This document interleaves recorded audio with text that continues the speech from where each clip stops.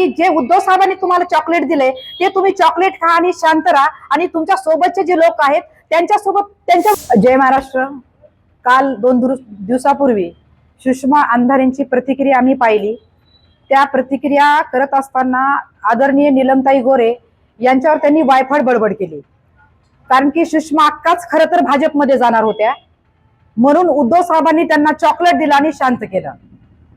तुम्हाला माहिती, पूर्वी सुषमा अक्का राष्ट्रवादीत होत्या, राष्ट्रवादीत त्यांना काही मिळालं नाही म्हणून त्या उद्धव साहेबांकडे आले, इथं त्यांना काही मिळत नाही म्हणून त्यांनी भाजपचा रस्ता धरला, परंतु भाजपचा रस्ता सुषमा अंधारासाठी पूर्णपणे बंद केला होता। म्हणून कसं झालंय सुषमा अक्काची अवस्था, आई जगू देना आणि बाप भीक मागू देना, आणि त्या आरबळासारख्या करायला लागल्यात आणि वाटेल त्या गोष्टी म्हणजे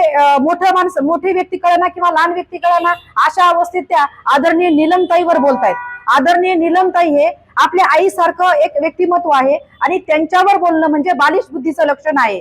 कारण की जे उद्धव साहेबांनी तुम्हाला चॉकलेट दिले ते तुम्ही चॉकलेट खा आणि शांत राहा आणि तुमच्या सोबतचे जे लोक आहेत त्यांच्यावर तुम्ही बोला। आपल्याला माहित असेल की नीलमताई गोरे म्हणजे खुद्द हिंदू हृदय सम्राट बाळासाहेबांनी पारखलेलं नेतृत्व।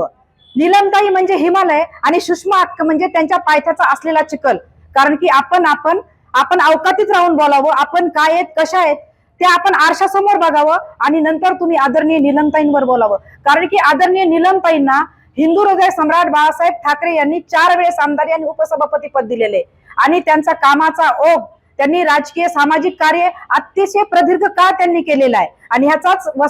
वारसा जोपत विचार जोपत या महाराष्ट्र राज्याचे उपमुख्यमंत्री आदरणीय एकनाथभाई शिंदे साहेब आणि संसद रत्न आदरणीय श्रीकांत शिंदे साहेब आणि वरिष्ठ नेत्यांनी त्यांना 5व्यांदा आमदारकी देऊन त्यांच्या कामाचा गौरव केलेला आहे। तर सुषमा अंधारेला आम्हाला या ठिकाणी एवढंच त्यांना चॉकलेट घालून एवढंच सांगायचंय, तुम्हाला जे उद्धव साहेबांनी चॉकलेट दिले ना सुषमा अक्का, ते तुम्ही तेच खा, तुम्ही जास्त तुमच्या आईसारख्या